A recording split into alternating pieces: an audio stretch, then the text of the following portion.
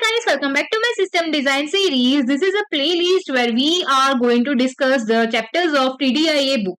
And we are at chapter number 6, partitioning. Today, we are going to discuss partitioning and request routing. If you are new to this channel, then kindly make sure you have watched the previous video so that you will be familiar with all the topics. Okay, let's begin. Distributed databases shard the data across many machines. So, each node holds the only part of the data. This lets us to scale out by adding the machines. For example, imagine the city's postal system. Instead of one post office handling all the mails, the city is split into zip code zones.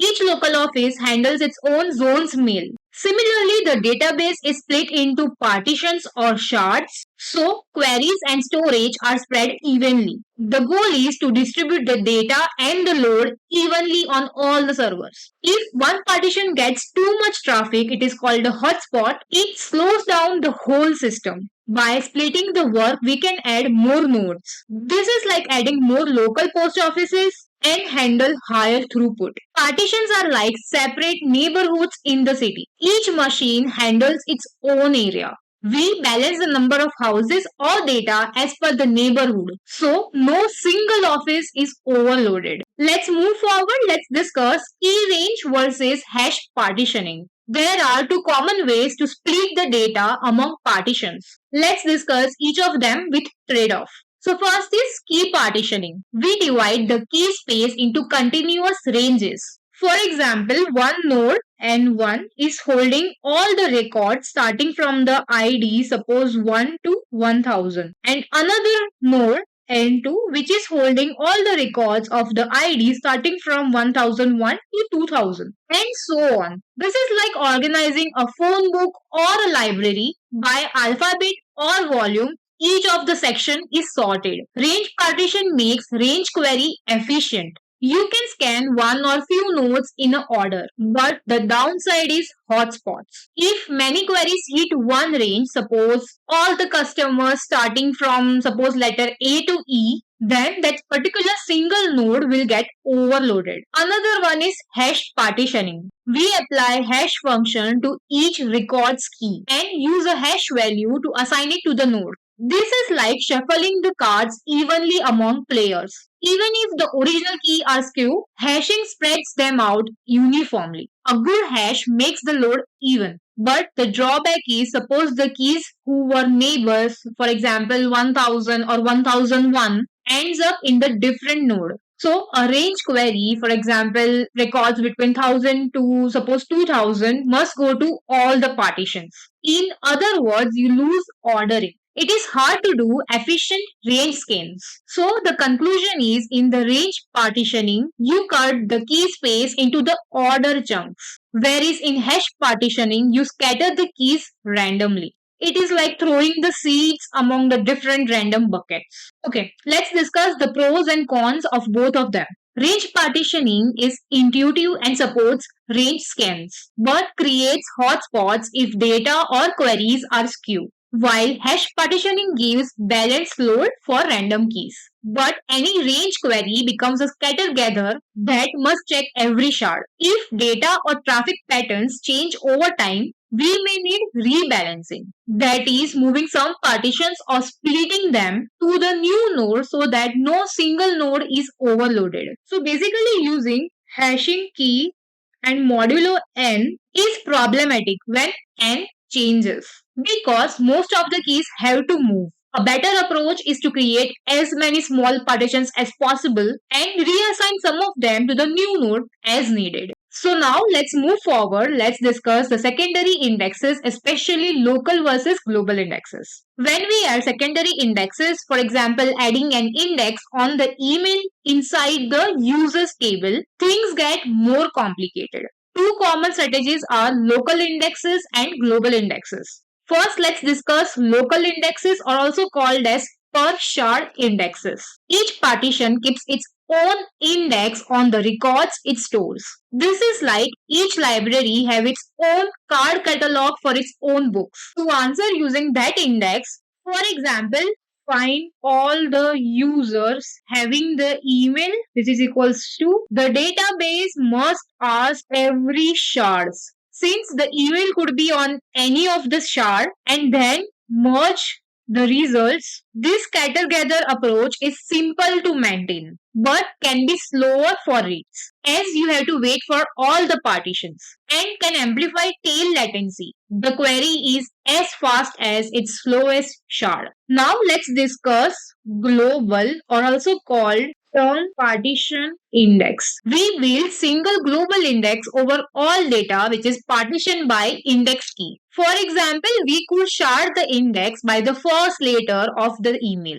Each partition of the index hold entries for certain terms. Now, lookup on email equals to X only goes to the shard that handles the X term. This is like having one central directory that tells you exactly which library branch holds the book which you want. Queries can hit the fewer shards and can be faster. The trade-off is that handling this global index is more complex. Every write must update the appropriate index shard, which can slow down the writes. In short, local indexes are easier on write but force multiple node reads, while global indexes speed reads at the cost of slower and more complex writes. Okay, now let's move forward. Let's discuss request routing strategies. This is a very important topic. Please pay attention because most of the time in interviews, you will be focused or emphasize more to explain these concepts. So once the data is partitioned, the system needs the correct strategy to route the client request to the correct shard.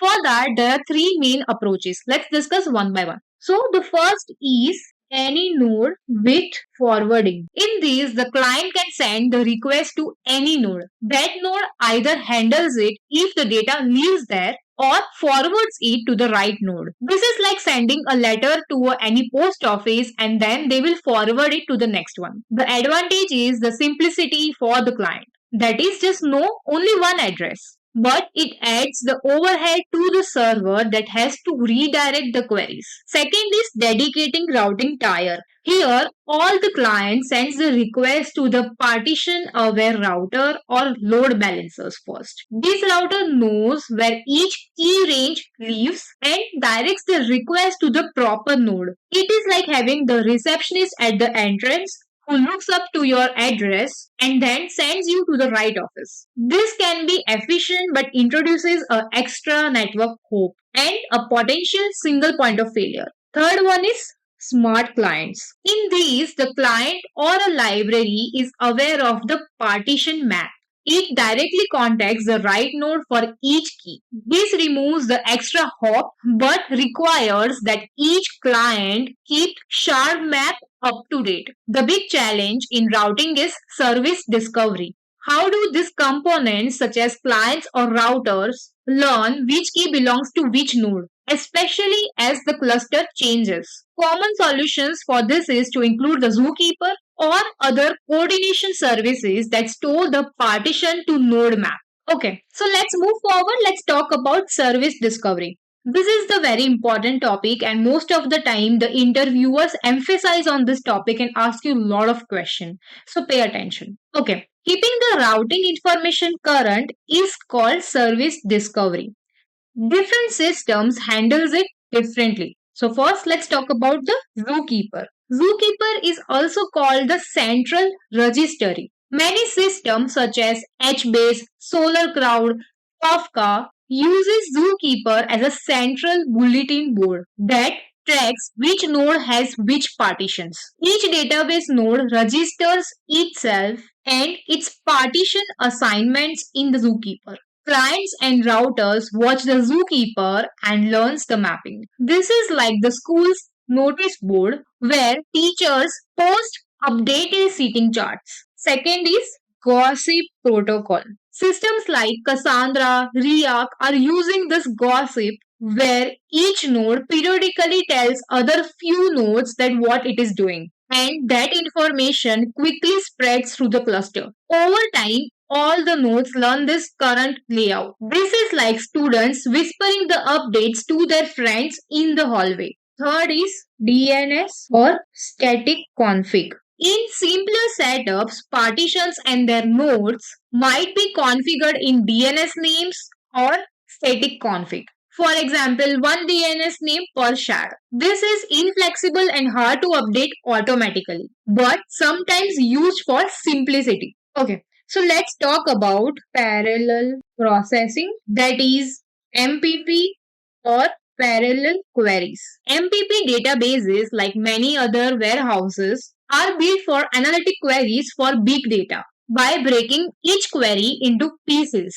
In a MPP system, parallel query processing is a key. Think of a big class project. The work is split among many students who work at once, then combine their results. Similarly, the database's query planner divides the query into tasks and send those tasks to all the nodes in parallel. Each node works on the partition of the data at the same time, and after when they are finished, their partial results are gathered and merged to produce the final answer. This parallelism dramatically speeds up large queries because nodes work independently with its own CPU, disk, and memory. MPP system can also scale by adding more machines. However, if any node fails mid-query, the MPP databases abort the whole query. The benefit is that they can keep as much data as possible in the memory for higher speed. Okay, so that's it for today's video. Let's do a quick revision.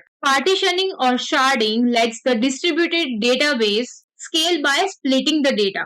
E-range versus hash partitioning offers the trade-off between the order scans and balance load. Clients and routers then must figure out where to send queries and keep the information updated by the service discovery. For example, Zookeeper. Secondary indexes can be built per partition or globally, each with performance trade-offs. Finally, MPP systems queries large queries by parallelizing them across all nodes. All these pieces work together and make the distributed databases scalable and more efficient. Okay, so if you are still watching this video, then make sure you like this video, comment your doubts, and subscribe to my channel because it will motivate me to make more videos.